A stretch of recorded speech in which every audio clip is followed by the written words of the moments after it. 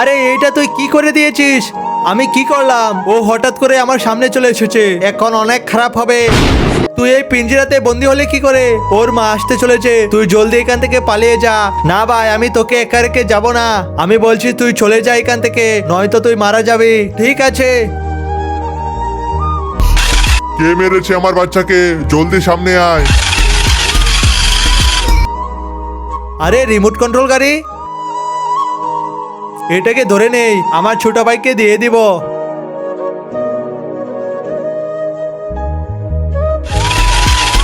আরে যদি ও গাড়িটাকে ধরে নেয় তাহলে তো মনস্টারটা ওকে মেরেই দেবে। আরে এই গাড়ি কোথায় গেল?